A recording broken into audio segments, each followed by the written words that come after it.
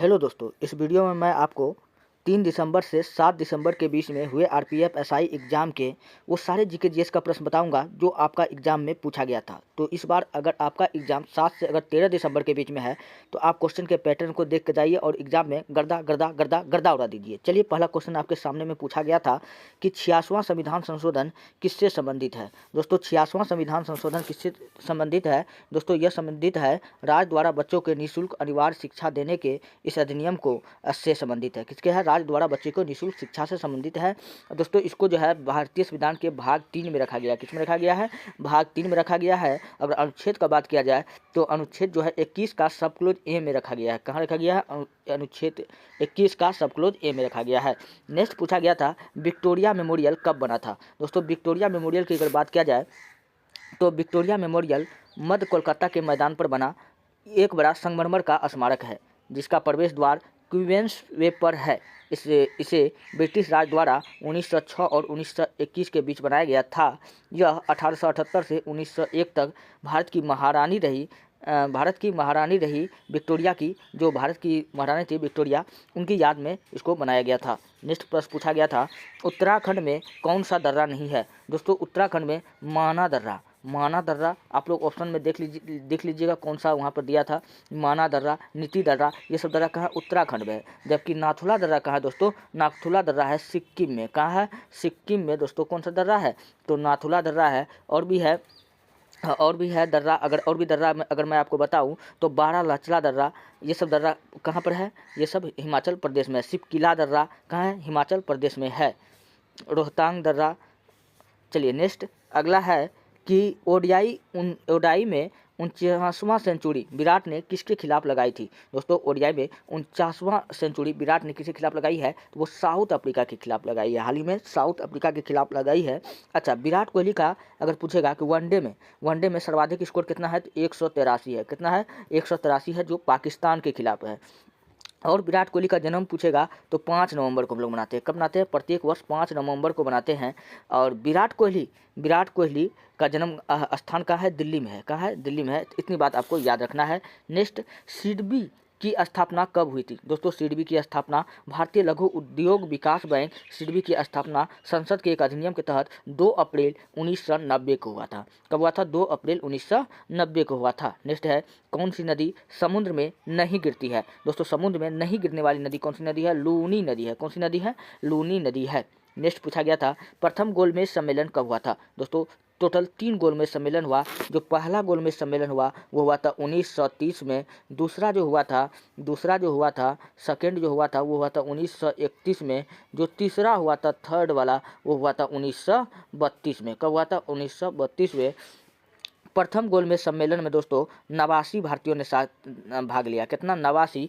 दूसरा में पूछेगा कितना लिया था? 22 भारतीयों ने भाग लिया। और तीसरा में पूछेगा कितना लिया था? 16 ने भाग लिया। अच्छा, तीनों गोलमेज सम्मेलन में भाग लेने वाला व्यक्ति कौन था? तो आपको बताना, अम्बेडकर और टीपू सप्रू, भीमराव अम्बेडकर और टीपी सप्रू, ये तीनों गोलमेज सम्मेलन में भाग लिया। और तीनों गोलमेज सम्मेलन पूछेगा कहाँ आरंभ हुआ था? तो इंग्लैंड में। कहाँ हुआ था? इंग्लैंड में हुआ था। इस समय पूछेगा इंग्लैंड के प्रधानमंत्री कौन था? तो रैमसे मैकडोनाल्ड। कौन था? Ramsay MacDonald. और इस समय इंग्लैंड का राजा पूछेगा कौन था? तो जॉर्ज पंचम। कौन था? जॉर्ज पंचम था। तो चलिए, मैं और भी बातें मैं जितना था इसको मैंने बताया। अब फटाफट हम लोग पढ़ते हैं।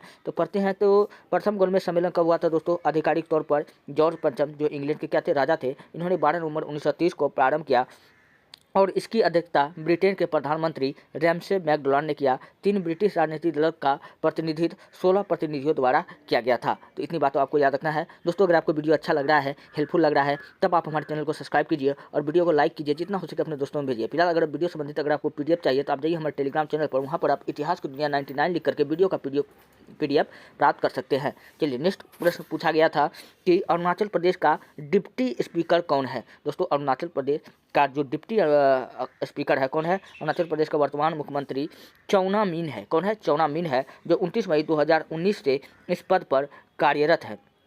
अच्छा, अरुणाचल प्रदेश भारत का एक ऐसा राज्य है जहाँ सबसे पहले सूर्योदय होता है। कहाँ होता है? सबसे पहले सूर्योदय दोस्तों कहाँ होता है? अरुणाचल प्रदेश में होता है। नेक्स्ट पूछा गया था मनोहर लाल खट्टर कहाँ का मुख्यमंत्री था। दोस्तों, मनोहर लाल खट्टर जो है वह हरियाणा के मुख्यमंत्री है। कहाँ के हैं? हरियाणा के मुख्यमंत्री है। नेक्स्ट संघीय कार्यपालिका का अध्यक्ष कौन होता है? दोस्तों संघीय कार्यपालिका का अध्यक्ष राष्ट्रपति होता है। कौन होता है? भारत। अच्छा, संघीय कार्यपालिका का अध्यक्ष पूछ रहा है। भारत में संघीय कार्यपालिका का प्रमुख कौन होता है? प्रधानमंत्री होता है। प्रधानमंत्री जो है दोस्तों वो राष्ट्रपति को सलाह और सहायता करता है और संघीय कार्यपालिका में राष्ट्रपति, उपराष्ट्रपति और मंत्रिपरिषद शामिल होते हैं। तो संघीय कार्यपालिका को चलाता कौन कौन सा है? एक नंबर सबसे प्रमुख मालिक कौन होता है? राष्ट्रपति होता है, उपराष्ट्रपति होता है और मंत्रिपरिषद होता है। अच्छा, मंत्रिपरिषद का प्रमुख व्यक्ति कौन होता है? जो प्रधानमंत्री होता है। कौन होता है? पीएम होता है। तो आपको ये बात याद रखना है। नेक्स्ट है, लाहौर से दिल्ली का राजधानी किसके शासनकाल में स्थानांतरित की गई थी? दोस्तों लाहौर से दिल्ली राजधानी किसके शासनकाल में स्थानांतरित की गई थी? तो यह काम करने वाला था शमसुद्दीन इल्तुतमिश। कौन था? इल्तुतमिश के शासनकाल में लाहौर से दिल्ली राजधानी स्थानांतरित की गई थी। दिल्ली से राजधानी स्थापित की गई थी। इल्तुतमिश ने 1211 से 1236 ईस्वी तक शासन किया था। इन्हें दिल्ली सल्तनत का वास्तविक सुल्तान कहा जाता है, या इल्तुतमिश को हम लोग कहते हैं गुलामों का गुलाम। क्या कहते हैं? गुलामों का गुलाम। यह दास वंश का शासक था या मामूलक वंश का शासक था, या इसी को हम लोग कहते हैं गुलाम वंश का शासक था। चलिए नेक्स्ट, सत्यशोधक समाज की स्थापना किसने किया था? दोस्तों सत्यशोधक समाज की अगर बात किया जाए तो सत्यशोधक समाज इसका स्थापना ज्योतिबा फुले ने की थी। कौन की थी? ज्योतिबा फुले ने की थी।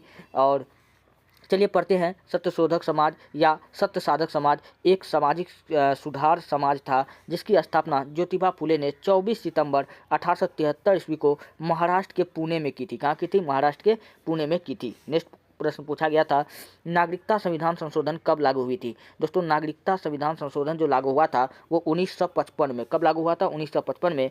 नागरिकता संशोधन अधिनियम 2019, इसको CAA को भारत की संसद ने 11 दिसंबर 2019 को पारित किया था और 10 जनवरी 2020 को राष्ट्रपति के हस्ताक्षर के बाद यह कानून बन गया और 11 मार्च 2024 को गृह मंत्रालय ने CAA 2019 के तहत नियमों की अधिसूचना जारी की थी। इस अधिनियम के तहत पात्र व्यक्तियों के लिए भारतीय नागरिकता के लिए आवेदन करने का मार्ग प्रशस्त हो गया था। नेक्स्ट प्रश्न पूछा गया था, जूल किसकी इकाई है? दोस्तों जूल जो है मात्रक होता है, किसका होता है? ऊर्जा का होता है। किसका होता है? ऊर्जा का होता है। नेक्स्ट प्रश्न पूछा गया था, ध्रुपद गायन। दोस्तों ध्रुपद गायन के बारे में हम लोग जान लेते हैं। ध्रुपद गायन जो है दोस्तों, यह ध्रुपद भारतीय शास्त्रीय संगीत की सबसे पुरानी और पारंपरिक गायन शैलियों में से एक है। इसका विकास मध्यकालीन भारत में हुआ था। कब हुआ था? मध्यकालीन भारत में हुआ था। अनुच्छेद 72, 73, 74, 75, 76। तो 72 पूछा गया था दोस्तों। 72 अनुच्छेद जो 72 है, 72, 73 जानिए 73 किससे है? पंचायती राज व्यवस्था से। किससे है? पंचायती राज व्यवस्था से है। जबकि अनुच्छेद 74 किससे है? नगर निगम से है। किससे है? नगर निगम से है।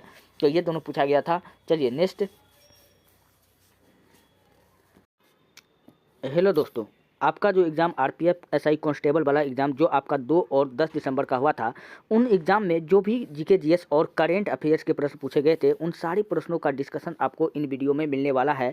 मैं चाहता हूं कि एग्ज़ाम में आप अगर बैठे तो इनसे पहले जो आपका नेक्स्ट एग्ज़ाम है उनके लिए आप इस वीडियो को जरूर देख करके जाइए, ताकि आपका एग्ज़ाम में बेस्ट से बेस्ट GK GS और करेंट अफेयर्स के प्रश्न सॉल्व हो। तो चलिए हम लोग वीडियो को स्टार्ट करते हैं। पहला प्रश्न पूछा गया था, नवपाषाण काल को पगल कहाँ स्थित है? दोस्तों नवपाषाण काल के पगल जो स्थित है कहाँ है? कर्नाटक के बेल्लारी शहर में स्थित है। चलिए मैं और भी बातें मैं आपको बताता हूँ।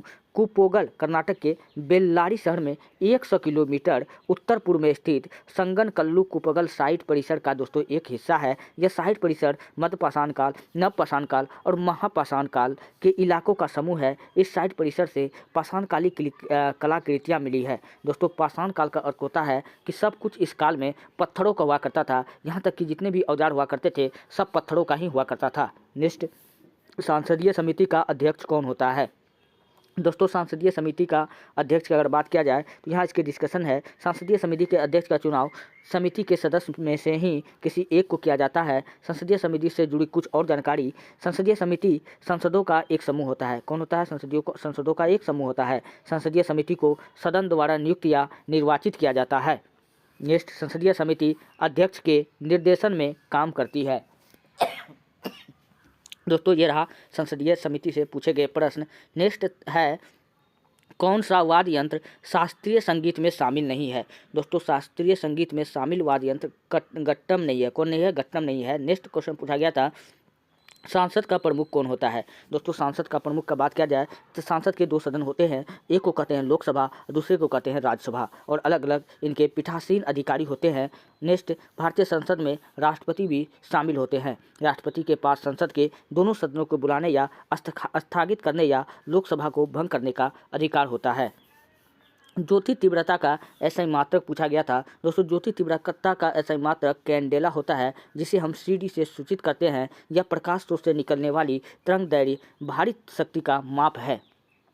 नेक्स्ट नेक्स्ट पूछा गया था, क्या पूछा गया था? और यह प्रकाश की कार्य क्षमता के आधार पर प्रति इकाई ठोस कणों में मानव आँख की संवेदनशीलता का मानवकृत मॉडल है। नेक्स्ट, पोषण योजना 0.2 कब लॉन्च हुई? दोस्तों पोषण योजना 0 लॉन्च का जो शुरुआत है दोस्तों, मिशन योजना 2.0 की शुरुआत फरवरी 2021 में वित्त मंत्री जो कौन थी, निर्मला सीतारमण द्वारा ही किया गया था। इसका मकसद पोषण संकेतकों में गिरावट से रोकना था। नेक्स्ट है, बोनालू उत्सव किस राज्य का है? दोस्तों बोनालू उत्सव आंध्र प्रदेश के तेलंगाना क्षेत्र में लोकप्रिय लोक त्योहारों में से एक है। यह हैदराबाद और सिकंदराबाद, दोस्तों हैदराबाद और सिकंदराबाद को भारत का जुड़वां शहर कहा जाता है। तो यह हैदराबाद और सिकंदराबाद के जुड़वां शहरों और तेलंगाना राज्य के अन्य हिस्सों में मनाया जाने वाला एक वार्षिक उत्सव है। बोनालू आमतौर पर यह आषाढ़ मास के दौरान मनाया जाता है, जो जुलाई अगस्त में पड़ता है।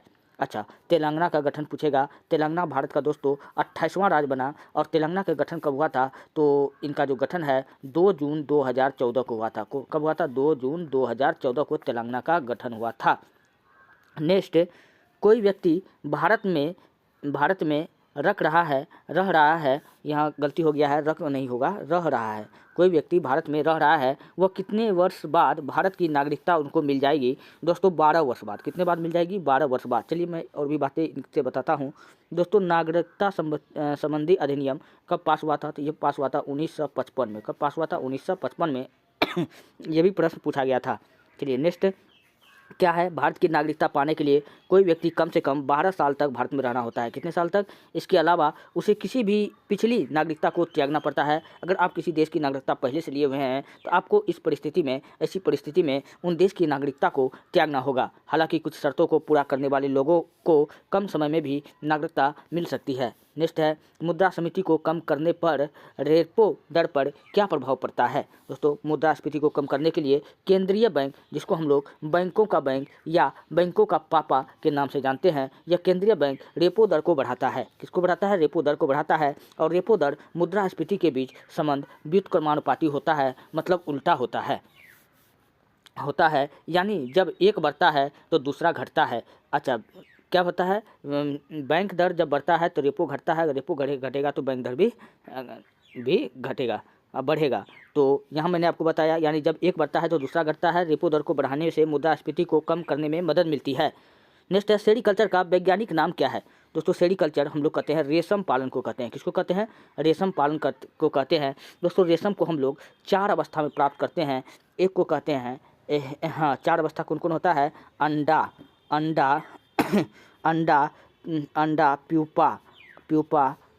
प्यूपा, लार्वा और कोकून। अंडा, प्यूपा, लार्वा और कोकून। दोस्तों ये जो प्यूपा जो है रेशम का सबसे युवा अवस्था है और इस अवस्था में सबसे ज़्यादा रेशम हमको प्राप्त होता है। अच्छा, रेशम कितने प्रकार के हैं? तो रेशम तो दोस्तों 4 प्रकार का होता है। कौन कौन है? तो मूंगा हो गया और ईड़ी हो गया और तसर हो गया और मारवाड़ी हो गया। रेशम के ये चारों प्रकार है। अच्छा, क्वेश्चन पूछेगा कि रेशम मार्ग पर सर्वप्रथम किसने कब्जा किया था? तो कनिष्क ने। दोस्तों कनिष्क को हम लोग दूसरा अशोक कहते हैं। क्या कहते हैं? दूसरा अशोक कहते हैं। और ये बात आपको याद रखना है। और कनिष्क के काल में बौद्ध धर्म का चौथी संगीति हुआ था, जो कहाँ हुआ था भैया? कुंडल वन में हुआ था। कहाँ हुआ था? कुंडल वन में हुआ था। चलिए नेक्स्ट, मानस डिब्रू सिखवा, यह उत्तर से दक्षिण की ओर चलने वाला ये रेलगाड़ी है, ये आपको याद रखना है। और ये सब प्रश्न दोस्तों पूछा गया था।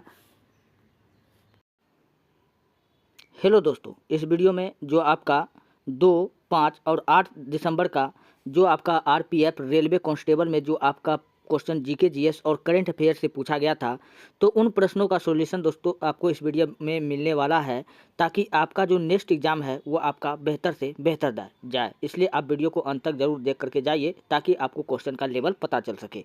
तो चलिए, क्वेश्चन पूछा गया था टीडीपी किस पार्टी से है? दोस्तों टी से होता है तेलुगु, डी से होता है देशम, पी से होता है पार्टी। टीडीपी को हम लोग कहते हैं तेलुगु देशम पार्टी। तेलुगु देशम पार्टी जो है दोस्तों, इसी को हम लोग तेदेपा या तेलुगु देशम पार्टी, ये भारत के आंध्र प्रदेश प्रांत की एक प्रमुख राजनीतिक पार्टी है। कहाँ की है? भारत के आंध्र प्रदेश की एक पार्टी है। चलिए, 2024 में कितने % बजट आया था गरीबों के लिए? दोस्तों 2024 में जो है अंतरिम बजट में कुल प्राप्त 30.80 लाख करोड़ रुपये रहने का अनुमान लगाया गया था, जो पिछले वित्त वर्ष की तुलना में 12% अधिक है।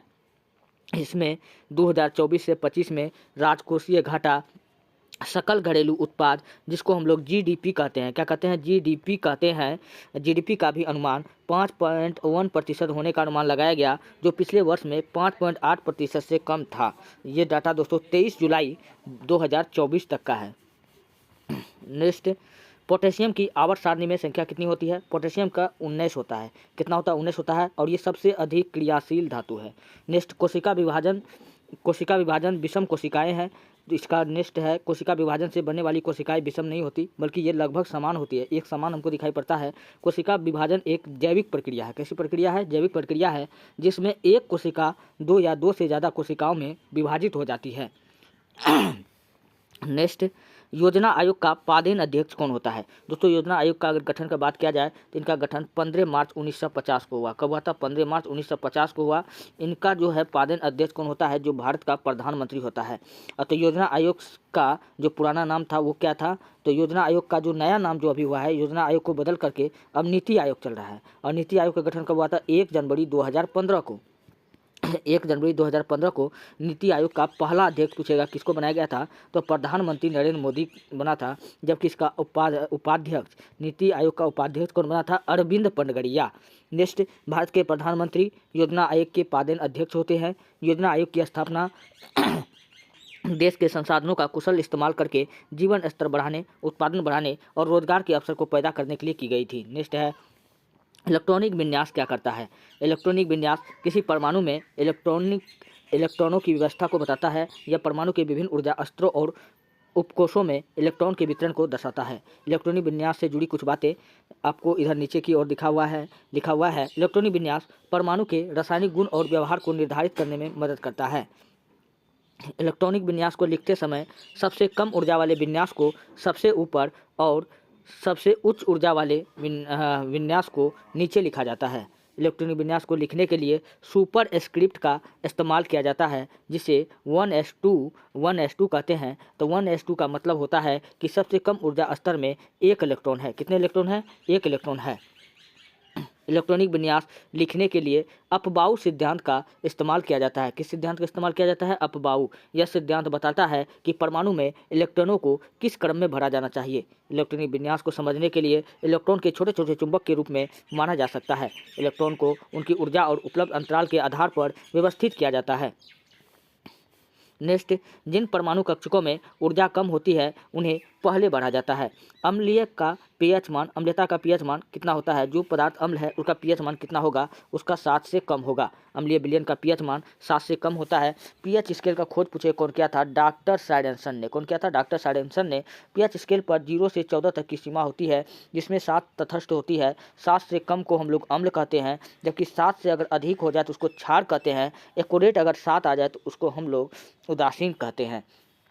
चलिए, नेक्स्ट पूछा गया था 2024 के सम्मेलन में कौन कौन भाग लिया था? दोस्तों 2024 के सम्मेलन में प्रधानमंत्री नरेंद्र मोदी ने 18 से 19 नवंबर 2024 को रियो डी जेनेरियो में G20 शिखर सम्मेलन में भाग लिया और 10 विश्व नेताओं के साथ द्विपक्षीय मुलाकात की। ये बात आपको याद रखनी है। निकट दृष्टि दोष फॉक्स लेंस में कौन सा लेंस का उपयोग किया जाता है? निकट आ गया। अ से हम लोग याद रखते हैं कि लेंस पूछ रहा है तो अवतल लेंस का, किसका?